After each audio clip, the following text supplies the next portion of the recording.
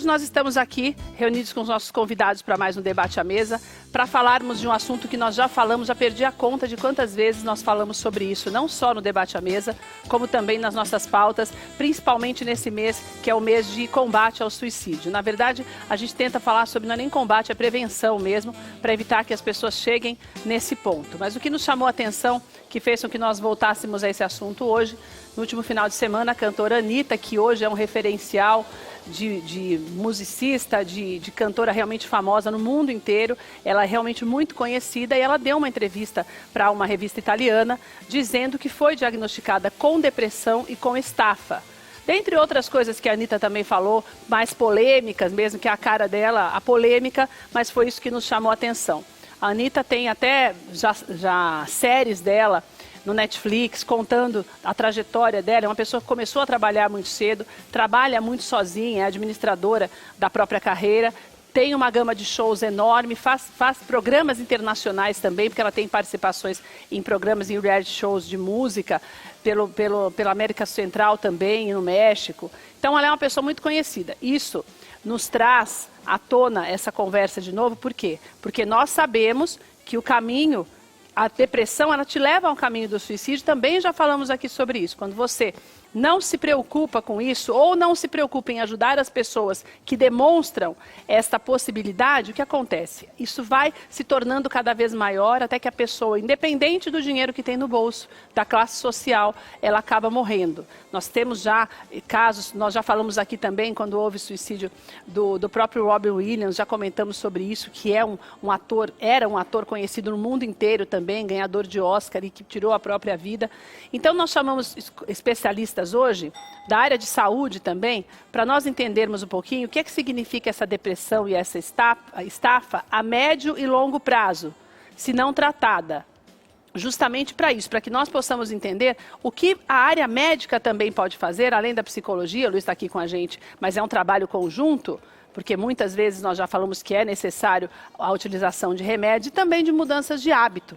Então, o doutor Júlio, que é neurocirurgião, está aqui com a gente para falar sobre isso hoje. Estou recebendo também o doutor Fernando, que é cardiologista, e o Luiz está aqui com a gente. Doutor Fernando, vou começar com você. Você está estreando com a gente, então já vou começar falando com você. Obrigada, viu, doutor, de você estar aqui com a gente hoje. Prazer. Doutor, quando se fala, o que me chamou a atenção nesse caso específico da Anitta é a depressão e a estafa. A estafa, no nosso físico, o que ela significa? Se a pessoa trabalhou demais e está cansada, a estafa seria um cansaço além do natural, ou é mais do que isso? Primeiramente, obrigado. Tudo começa com a estafa, né? A estafa nada mais é o que você falou, a fadiga, o cansaço. E ele pode ser tanto mental quanto físico. No caso da Anitta, como você mesmo disse que ela faz tudo da vida dela, ela que agencia, ela que administra, então isso aí está muito relacionado ao trabalho. E quando está relacionado ao trabalho, essa estafa ela tem um outro nome, né? Que vem do inglês, que é o burnout, entendeu? Que é o trabalhar demais. Que é o trabalhar demais, né? O trabalhar corpo demais mesmo seria aquela pessoa que trabalha muito, o workaholic, né? Que também é o que trabalha muito. O burnout é quando a pessoa já acabou se consumindo por completo, né? O burnout em inglês significa queima total. Então a pessoa já se consumiu, já chegou no seu limite, já passou do seu limite.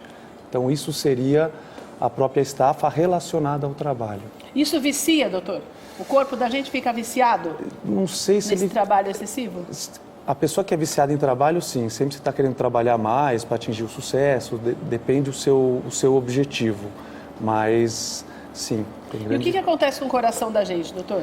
Olha, especificamente no coração, o estresse, a estafa, o cansaço, isso aí pode gerar inúmeras patologias, tanto patologias mais leves, vamos supor, uma arritmia, o coração apenas acelera, uma palpitação, um cansaço, até uma patologia que ela simula como se fosse um infarto, né? Que é uma síndrome um pouco mais complexa que a gente chama de síndrome de Takotsubo. Entendeu? O coração ele simula que tivesse infartado e tem que tratar igual um infarto. Que é um sinal.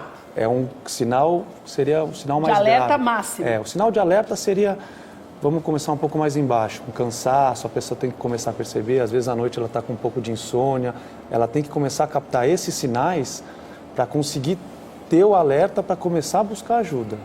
o que normalmente não acontece, né? Nossos colegas devem pegar casos bem mais complicados, né? Doutor Júlio, obrigada por estar com a gente, doutor. Doutor, o nosso cérebro, ele se condiciona, por exemplo, gosto de falar dessa história da Anitta, porque a Anitta é uma pessoa profissionalmente admirável, uma pessoa que foca, realmente tem foco. Algumas pessoas você fala, nossa, a pessoa teve sorte, algumas portas se abriram com maior facilidade. Ela não, ela teve todas as portas fechadas e a história dela é muito conhecida e ela nunca desistiu.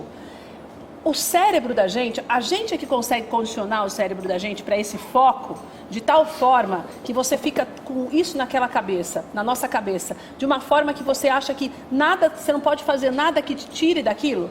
A nossa cabeça se condiciona dessa maneira? Sem dúvida nenhuma. Só uma introdução rapidinha ao tema, assim, só para você ter ideia, no Brasil, né, a gente está falando de Anitta, mas ansiedade, transtorno de ansiedade, quase 9% da população tem, dados do OMS, e depressão 5%. Então, é um tema muito frequente. Eu sou neurocirurgião, não é meu dia a dia do consultório como o seu, mas como o dele também a gente pega muito caso. Por quê? O centro é o cérebro. Então, eu até brinco que antes de 1940 a gente sabia pouco sobre o sistema límbico, como funcionava. Tudo que a gente discutia era filosofia sobre sentimentos, né? E hoje a gente sabe o que é o cérebro. E o sistema límbico, ele é muito conectado, tanto com a parte cognitiva, como com todo o sistema autônomo que vai para o coração. Então, por isso que muitas vezes esses pacientes, eles vão para o pronto-socorro, param no cardiologista, né? Com palpitação, com dor no peito, a sensação de morte iminente, alguma coisa vai acontecer. E muitas vezes é até difícil diagnosticar, porque para a gente médico, né, é difícil entender o dia a dia, a rotina das pessoas. E a gente sabe hoje que tem uma base fisiológica. Então, o principal tema da gente debater aqui, que eu acho que é bem importante, é a gente perder o preconceito. Então, depressão e ansiedade são doenças, e são doenças clínicas. Então, não é religioso, não é problema espiritual, é doença física. E como doença física, quando um paciente infarta, ele trata, quando o paciente tem uma palpitação, e às vezes ele chega o diagnóstico, né, dizer não tem uma base de uma arritmia, é por causa do transtorno da ansiedade. Então, se a pessoa entende que tem uma base no cérebro, que tem já ressonância funcional, testando as pessoas e vendo que tem é ressonância funcional, doutor? Ressonância funcional é porque até 1980 a gente não sabia ver um cérebro em funcionamento. Só quando alguém morria em animais a gente fazia pesquisa. Hoje, com a pessoa viva, você consegue fazer estudos e ver que o cérebro das pessoas com depressão e transtorno da ansiedade tem hipofuncionamento de algumas áreas.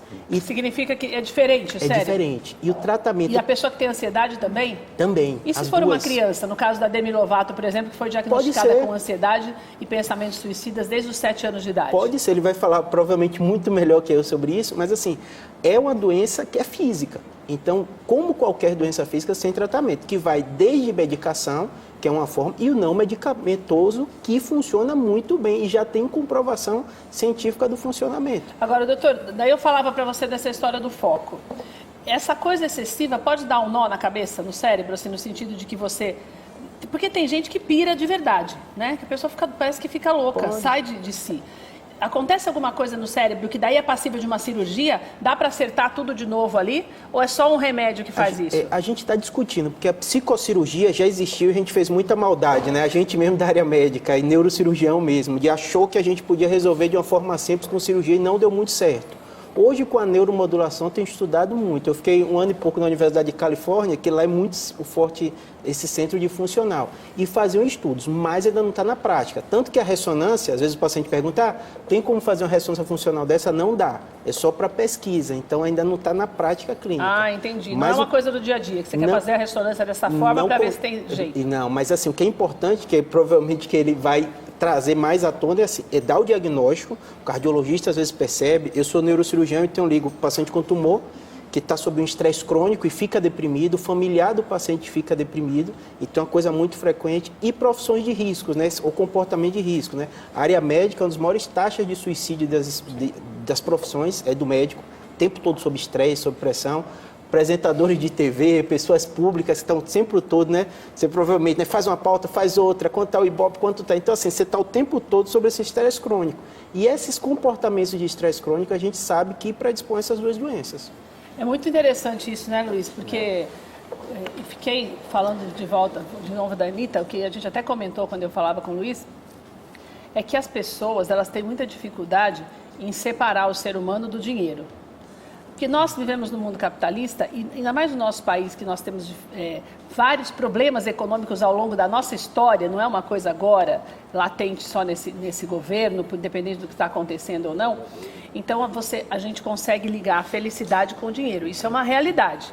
Então, você olha e fala, poxa, mas a pessoa tem 25 anos, tem dinheiro para sustentar mais umas 4 gerações, até bisneto, e a pessoa tem depressão, e estafa até compreensível, porque trabalha demais e tal, está dentro do normal. E isso parece que toma conta da gente de uma forma que você acaba, quando é uma pessoa mais humilde, você não acredita, porque fala, mas a pessoa é pobre, vai estar depressiva, por quê? E a pessoa rica, mas tem tanto dinheiro, que foi o que nós comentávamos, até brinquei sobre isso. Você acha que isso também acaba fazendo, esse preconceito com relação a essas doenças, acaba fazendo com que o número aumente cada vez mais, sem que a gente perceba de forma efetiva o perceber para tentar mudar isso? Primeiro que assim, eu não falo da doença porque é proibido falar de depressão. Que é frescura. É frescura. Você disse bem, né? O pobre não pode ter tempo porque ele tem que trabalhar. O pobre não pode ficar doente. O rico não vai ter depressão porque ele tem dinheiro para gastar. Então, mas o problema não está no dinheiro e nem no trabalho. O problema está no indivíduo. Eu não falo do suicídio. Curioso isso. Eu não falo das causas que levam ao suicídio. Você trouxe alguns fatores aqui das síndromes citadas, né? Hoje em dia eu sou cobrado por tudo. Eu nasci assim, o que você vai ser na vida? Então eu começo a receber um monte de coisas que talvez não são minhas. E no consultório, como foi bem dito aqui, a pergunta que eu faço é por que e para quê? O suicídio e a não, depressão? Por que você está correndo tanto? Para que você corre tanto? Porque, e você citou a Anitta, que é muito curioso. A Anitta é um estudo de caso, efetivamente, que as pessoas falam que ela tem sorte. Só que todo mundo vê quando você está lá em cima. Porque eu falei, tem sorte. O preço que você paga é que ninguém vê. Internamente, as noites mal dormidas, as preocupações, as angústias, eu vivo sozinho. E eu sou cobrado por isso. Eu tenho que estar bem. Eu vou lembrar de um fato aqui, né? Quem lembra muito da questão do palhaço, o palhaço no circo está sempre sorrindo, só que quando ele tira a maquiagem, ele é uma pessoa triste. Esse é o indivíduo. Eu tenho que mostrar para a sociedade o que muitas vezes eu não quero ser. O que me é imposto, o que me é cobrado. E que as redes sociais têm feito mais ainda. Muito mais, até porque assim, agora eu atinjo uma população imensa, né? Eu tenho milhões de seguidores. Aliás, eu sou cobrado por ter milhões, e não 2 ou 3. É a história dos likes que a gente conversou aqui uma vez. Então, esse indivíduo, quando se dá conta, a pergunta que ele vai fazer é, para que eu estou fazendo tudo isso? Qual é o custo que eu preciso? E aí tem uma teoria, que é a teoria de Maslow, que é a autorrealização, que é a psicologia positiva, que ela fala disso. Quando eu chego no topo da pirâmide, eu talvez descubra que tudo o que eu fiz bobagem. Era só para o meu bem-estar. Eu não precisava ter me desgastado tanto. O problema é o quanto eu me desgasto, o quanto eu me empenho, o quanto eu me cobro, o quanto eu sou cobrado. Eu não posso ser o pobre, eu tenho que ser o rico que tem que ter o sucesso. E isso tem um preço. E aí é o preço emocional. O corpo reage, e assim, se eu não falo o corpo adoece, isso é claro, teoria de Reich fala muito bem isso. Quando eu não ponho para fora, o meu corpo se manifesta, eu começo a ter insônia, dores musculares, né, todas as síndromes que foram faladas aqui, porque eu passo a sentir. Só que o grande ponto é, eu não me conheço para dizer que o meu corpo está dando o sinal de vida. Eu acho que é uma preocupação qualquer, que isso simplesmente vai passar, mas ele está dando um alerta. Se eu sempre dormir bem e não estou dormindo, alguma coisa está errada. Qual é a minha preocupação nessa hora? Se eu me alimentava bem, hoje não me alimento mais, porque isso que é muito curioso, né? Algumas pessoas, quando estão ansiosas, elas comem muito, outras não comem nada. Então, assim, o que está acontecendo comigo? Eu não tenho um pré-trabalho, vamos colocar assim, de descobrir quem sou eu. Eu não identifico o meu corpo. É um funcionamento qualquer, e aí eu vou para uma medicação, aquilo passa. Eu tomo um remedinho, estou dormindo. E eu acho que o problema está resolvido, só que chega uma hora que se eu acho, vira um grande bicho e o indivíduo se cobra mais. Se estafa, deprime e vai para o suicídio. E daí é quando as pessoas que não procuram ajuda. Isso que o Luiz falou, doutor Júlio, de refletir no nosso dia a dia e no nosso corpo. Um tumor, ele pode ser gerado por esse tipo de estresse? O cérebro da gente não foi criado para esse tipo de estresse? Perfeito. A gente tem 3 componentes do sistema límbico, né? Um que pega a informação, vou te dar exemplo. Se entra alguém com a arma aqui, todo mundo ia reagir. Sistema límbico agindo. que é o alarme que liga, o frio na barriga, o medo. O segundo, que é esse componente que é autônomo, que aí ele vai falar muito melhor que talvez as doenças que ele lida da cardiologia já tem evidência científica disso. As minhas de tumor ainda não tem nenhuma relação, apesar de todo mundo falar, né? Segura as mágoas e vira câncer, não tem nada comprovado dessa parte. Da cardiologia eu acho que tem, se qualquer coisa você me corrige, se tiver mais a pressão arterial, porque assim, seu sistema simpático ele está agindo. Então, esse é um segundo aspecto que a gente vê muito. E o terceiro aspecto é a parte cortical, que é os pensamentos. Então, a parte pré-frontal, que quem está ansioso, quem tem depressão, a cabeça fica mil, né? Então, ele fica pensando, então, às vezes, ele sente uma dor, fala, eu estou infartando, eu vou morrer. Aí, essa parte cognitiva age tanto que a pessoa, que é a questão da somatização. E, para a gente médica, é o mais difícil. Você não tem noção, a quantidade de pessoas que marcam a consulta com o neurocirurgião achando que tem um tumor, aí faz uma tomografia, acha um incidentaloma, que a gente diz, que não tem significado clínico, uma lesão pequena, ela faz da vida dela aquilo. E, na verdade, são outras causas. E o mais difícil para a gente é porque é diagnóstico de exclusão, pelo menos na minha área. Porque muitas vezes você pensa que pode ser, porque a queixa dela faz sentido, pior dor de cabeça da vida, não estou conseguindo ficar em pé, não durmo, né? Faz todo um quadro que faz sentido você imaginar numa doença neurológica e depois não encontra. Então, a somatização é difícil. Então, vira e mexe, tem aqui, não, foi no médico, mas que não era nada, disse que estava. Então, assim, é difícil porque tudo isso tem um custo, né? Você tem que fazer exames muitas vezes e a pessoa não está inventando. O que acontece é que, às vezes, a família e a própria pessoa demora de aceitar que pode ter um aspecto emocional também naquilo. Doutor Fernando, o doutor Júlio falou dessas reações maiores no que diz respeito ao nosso coração. Então, a gente pode dizer que muitas vezes a pessoa pode começar a ter um problema cardíaco por conta desse desequilíbrio emocional? Pode. Muitas vezes, assim, até que o doutor estava comentando, só para a gente voltar um pouquinho, eu acho que o que a gente já começa fazendo errado é julgando, né? Porque os pacientes muitas vezes não querem falar que estão com algum problema, com alguma doença, então quem vê, por exemplo, a Anitta de fora, não vê o quanto ela é batalhadora, guerreira e acaba julgando. Ou quem vê até uma pessoa de classe social mais baixa ou pobre, acaba julgando, não, você não tem tempo de ter isso aí. Eu acho que a nossa vida ela é baseada em 5 pilares, né? O trabalho, todo mundo precisa, família, que engloba relacionamento, amigos, tudo. Saúde, que é muito importante, que é o que a gente está comentando aqui, o que isso causa no corpo. Lazer, que todo mundo tem que ter seus momentos de lazer. E também saúde financeira, que é o dinheiro. Esses todos têm que estar sempre em equilíbrio. Se algum desses não tiver em equilíbrio, a coisa já começa a ficar um pouco mais bagunçada. No caso do coração, só o fato dela estar ansiosa aumenta o batimento cardíaco, a frequência. Isso aí, com o tempo, pode causar algumas patologias no coração. Ou seja, o que era para ser uma coisa meio psicológica, né? Porque eu tomo um susto, estou ansioso demais, vou tomar uma decisão e tal, meu estômago dói, a gente fala isso, né? Que o estômago dói. Exatamente. Não sei vocês, mas Perfeito. o meu me dá uma dor assim que parece que vai sair o estômago pela boca, como a gente fala. Só Fica que nervoso se assim. você chega num médico com essa dor no estômago, no meu caso, chega no consultório, doutor, com uma dor no estômago, você começa a falar algumas palavras que eu vou deduzir o quê? Eu tenho que excluir que não seja o coração. Tá. Entendeu? Então, o que a gente vai fazer? Vamos fazer toda a bateria de exames do coração. A hora que você chega com os resultados no consultório, eu vou falar, realmente não é coração. Porque a gente precisa excluir o que é grave, tanto parte neurológica quanto parte cardíaca. Mas eu digo assim, por exemplo, eu tenho essa dor de estômago assim quando eu estou nervosa, quando eu estou pensando em alguma coisa, aquilo vai aumentando, meu coração acelera e tal. Isso é uma reação normal da pessoa ansiosa. Né? Mas acho que todo mundo é alguma vez na vida também, acho que não sou só eu. Você está na sua casa também, com certeza, em algum momento você fica nervoso, ou fica assim, meu Deus, será que vai dar certo, não sei o que e tal. Bom, isso aí até que é uma reação normal às vezes. Mas isso o excesso disso pode fazer com que a pessoa desenvolva mesmo uma doença cardíaca? Pode gerar uma gastrite, no caso.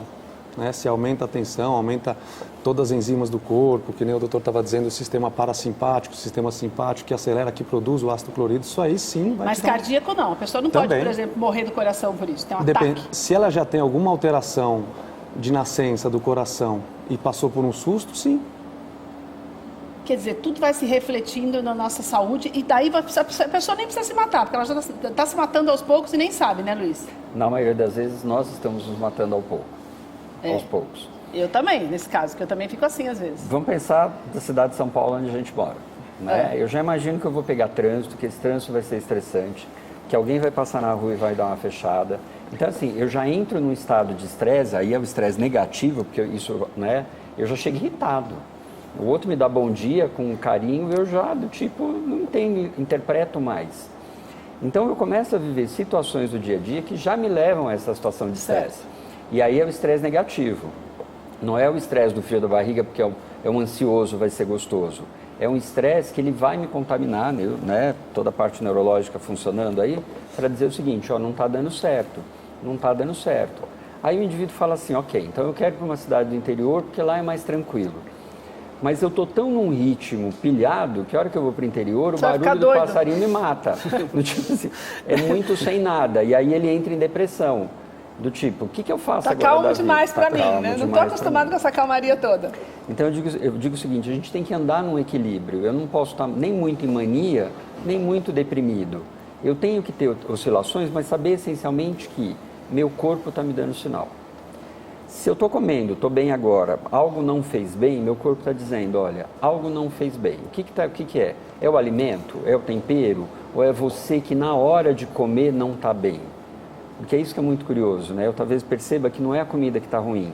A boca que não está boa. A boca que não está boa. A boca que não está boa. Né? Aquele fel, né? Quer dizer, as coisas já estão amargas, estão pesando.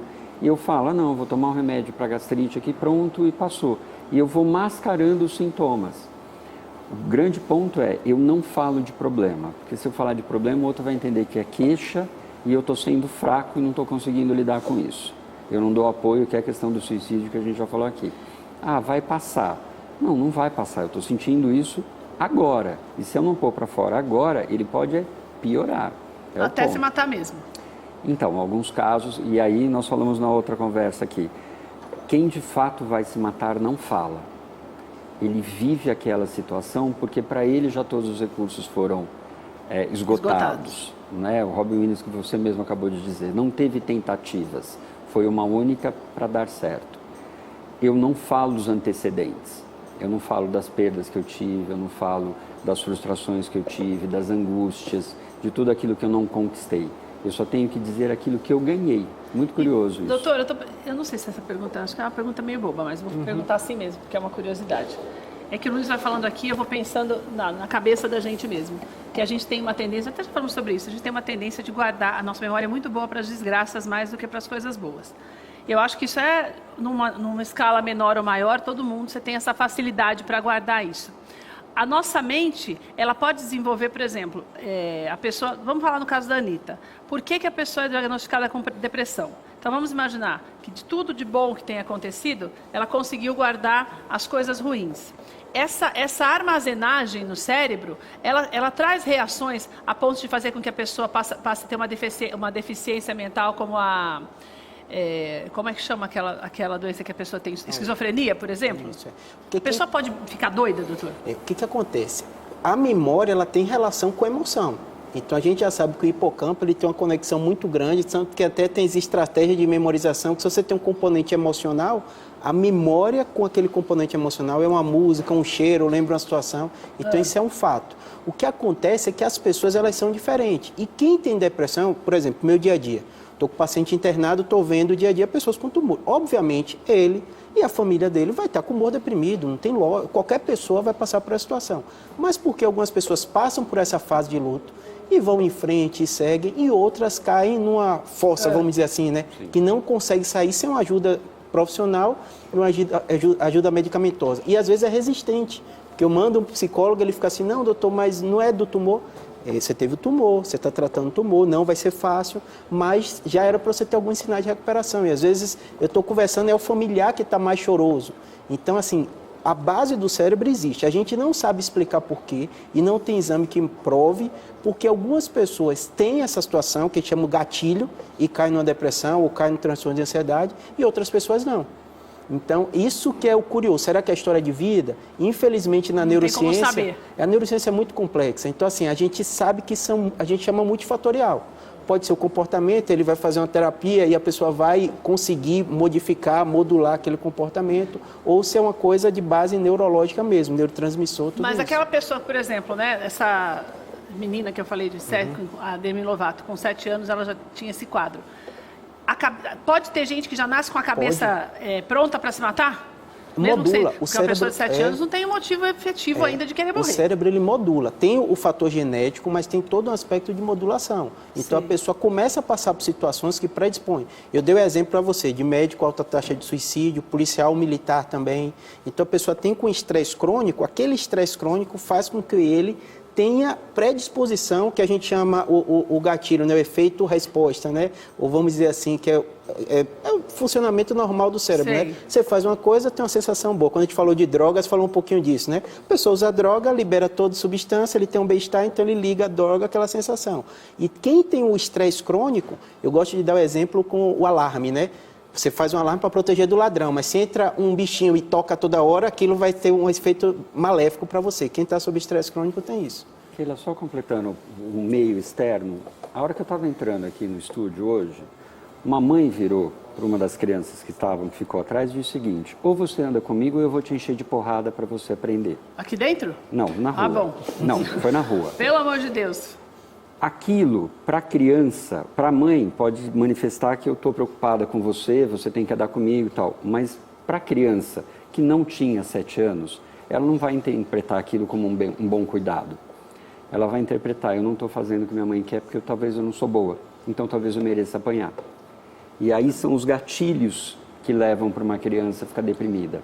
Eu mereço apanhar, daí você vai crescendo, você já não merece ter nada de bom, até que você não merece viver. E quando a gente quando a gente faz esse resgate na terapia, é justamente isso, assim, o que aconteceu para você não se autovalorizar?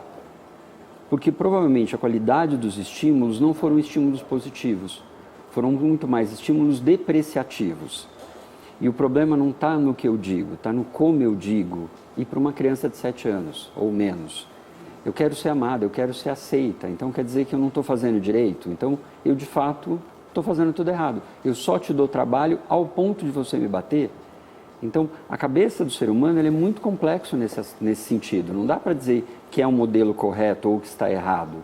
A hora que eu interpreto para aquilo e como eu sou valorizado no restante da vida é que vai dizer se eu vou ter memórias mais positivas ou negativas, inclusive para achar que a vida não vale a pena. Tudo que eu faço não dá certo. Tudo que eu faço está errado. Estou aqui pensando, também tem outro caso, acho que os meninos até já passaram a foto que eu não vi, Dr. Fernando, do DJ Alok, que também é uma referência no que diz respeito aos DJs no mundo e tal, e ele é de uma família muito humilde, e ele mesmo disse que se sentiu extremamente deprimido, porque conseguiu alcançar tudo na vida e não sabia nem o que fazer com tanto dinheiro e começou a ficar mal porque tinha dinheiro. E daí ele foi... Ou seja, isso tem uma sensação de angústia também de você se sentir inútil, porque agora vai fazer o quê, né? Então é diferente da Anitta de ainda ter essa coisa de querer mais.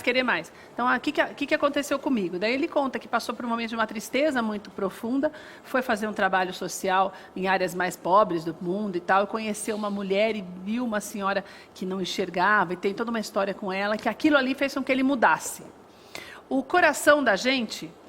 porque eu percebo, quando a gente fala em coração, é muito interessante, porque na nossa cabeça o coração é o que lidera as emoções, né? Não é isso, eu sei que vem tudo do cérebro, mas a gente aprende dessa maneira.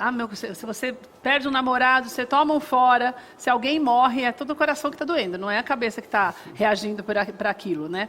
Nesse caso específico, essa ansiedade que a pessoa tem, e essa tristeza excessiva, ela também pode gerar algum problema? Gera sim.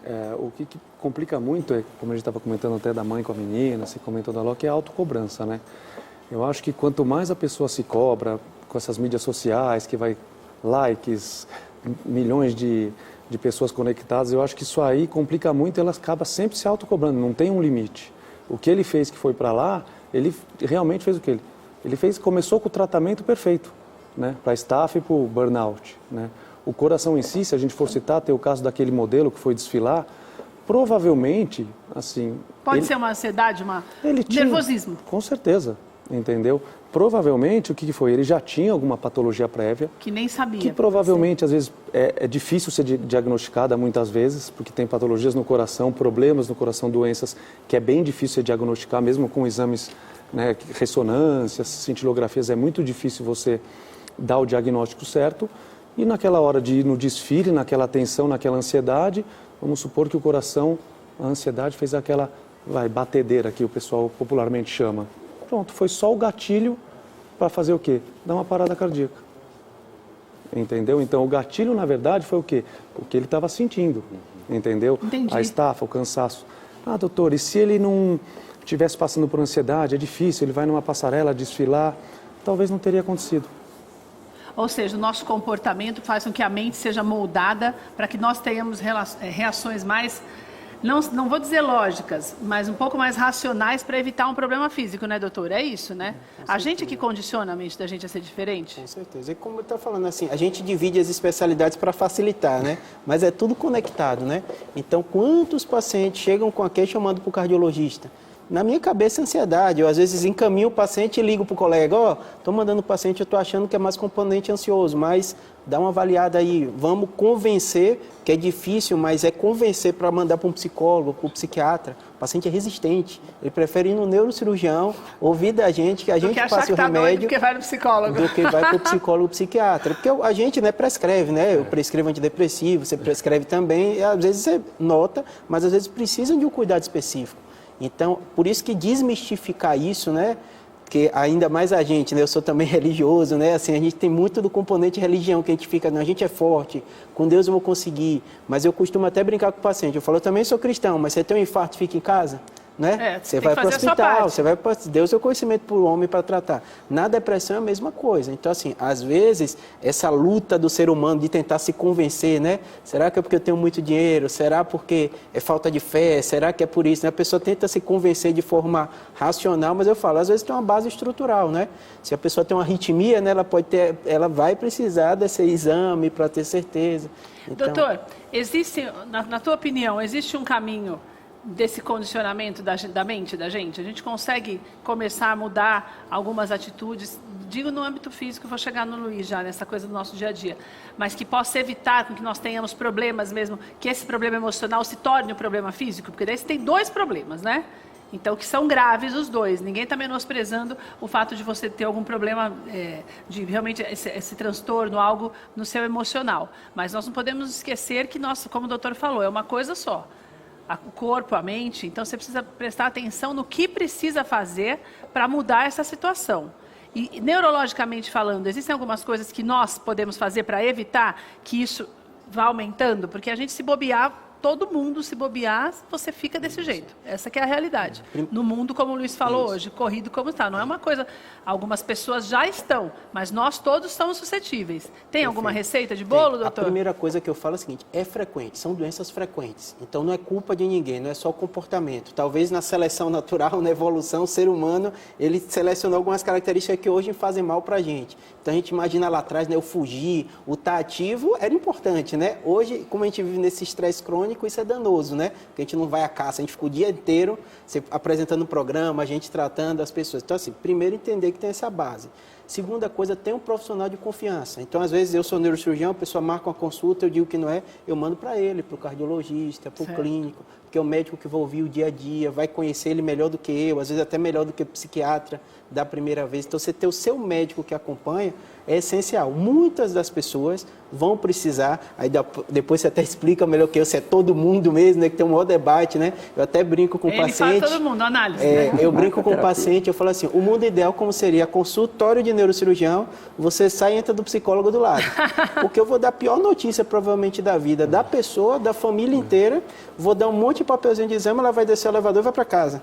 Imagine o que está processando na cabeça. Mas é o mundo ideal que não existe, doutor, né? O papelzinho do exame ainda não tem nada. O problema é quando tem o resultado. O resultado, do exame, quando sai né? de lá com o resultado. Que vai fazer. Então, assim, o mundo ideal. Mas como não existe mundo ideal, né? Talvez você explique. Mas, assim, o natural, na minha opinião, é que, assim, as pessoas precisam se trabalhar. Agora, cada um vai fazer de sua maneira, né? Mas o teu clínico, o cardiologista, o médico da família, o clínico geral é essencial, porque aquele médico, eu recebo muito paciente, que ele bate o olho e conhece. Ele te manda um áudio encaminhando o paciente ou liga, ele te fala exatamente qual é o seu comportamento. Ele já leu o laudo, ele está assustado por isso, fala com calma, ou diz assim, pisa um pouquinho o pé no freio, hoje só fala do exame, depois na volta. Então, assim, esse médico generalista que conhece a pessoa, eu até brinco com os pacientes, que já tem até um estudo que saiu, o paciente que tem um clínico geral tem melhor desfecho. Seu médico negócio, conhece. Você falou uma coisa que eu acho que também é o caminho para a morte, que é essa mania que a gente tem de ficar abrindo exame, não? Exame é uma coisa que tinha que ir direto pro médico. Ah, mas é o caminho sem volta. Não tem jeito. Não é não, porque eu tenho tanto medo que eu não abro mesmo. Eu deixo lá, se demorar um mês, eu fico com um mês. Você acredita, Luiz? Fico. Não pode Sem demorar sofrimento, não pode. Doutor Fernando, você ri, né? Mas é verdade mesmo. Esse negócio, pensa se você não faz isso também para não sofrer por antecipação. Porque às vezes você está achando que está com um problema muito, muito, muito sério e na hora que lê lá, o médico vai falar para você que não é nada disso. Então, deixa para o médico fazer a parte dele, que Deus deu capacidade para cada um fazer uma coisa. Nesse momento, a sua capacidade tem que ser de equilíbrio, para esperar. Doutor, você acha que existe uma receita de bolo? Por exemplo, vou te dar um exemplo. Você tá aquela palpitação, aquela batedeira, como você falou, que parece que o coração vai estourar, você vê batendo até na roupa. Faz o quê? Eu acho assim, primeiramente, se você é um paciente que está sendo assistido, que você passou no neuro, passou no cardio, no clínico geral... Não, estou falando dessa pessoa que tem esses picos de nervoso, assim. Não, a primeira coisa, ele precisa saber o que ele tem, o que ela tem. Ela precisa reconhecer que ela está fadigada. Entendi. Antes de procurar alguém, ela precisa observar os sinais. Às vezes ela está com uma pequena dor de cabeça, entendeu? Fala, estou com uma dorzinha de cabeça, acho que é o tempo, está calor.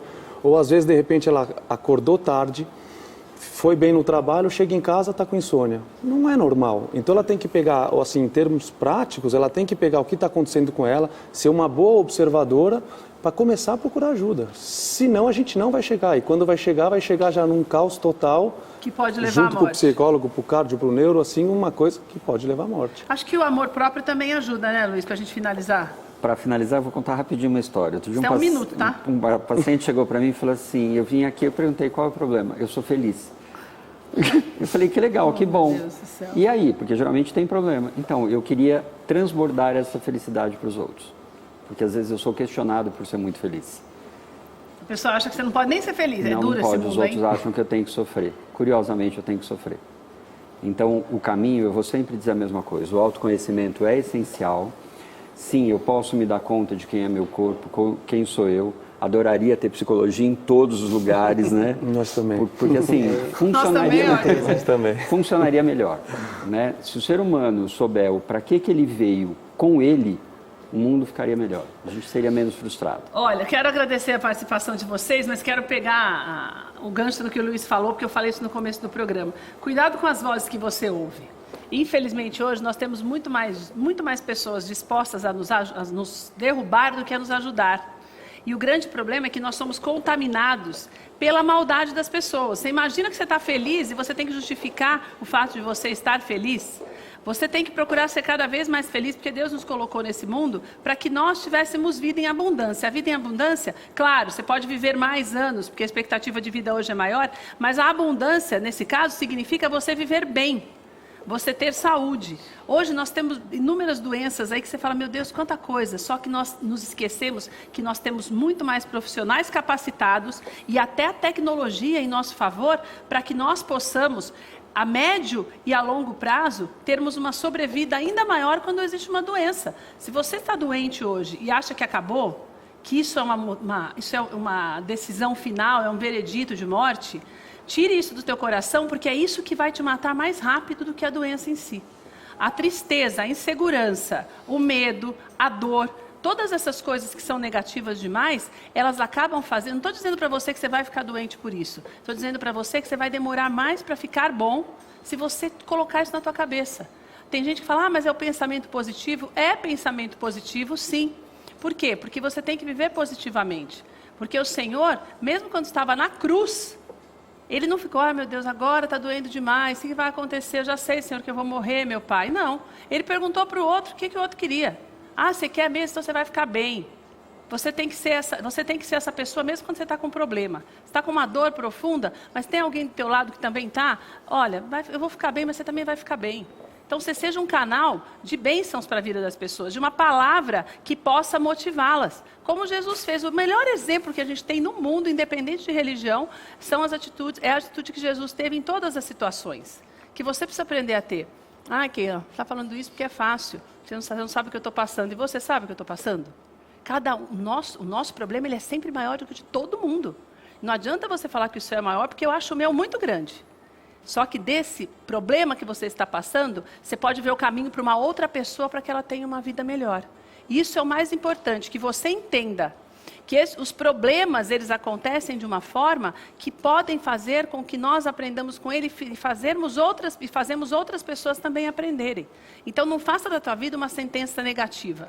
Para que o coração não vire uma batedeira, para que a tua cabeça precise de um monte de remédio, o remédio também não adianta, porque também o remédio não adianta se você não mudar de atitude.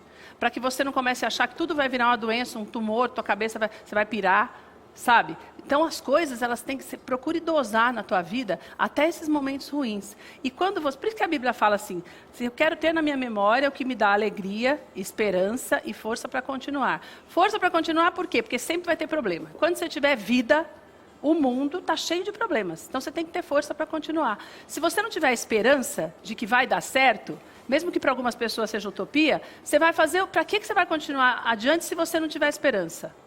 E se você não tiver alegria também na caminhada, sabe o que vai acontecer? Na hora que você chegar, vai acontecer que nem esse povo, que o outro quer dinheiro a vida inteira, ganha dinheiro, tem que ir lá ficar sem dinheiro nenhum para entender que aquilo ali tinha valor.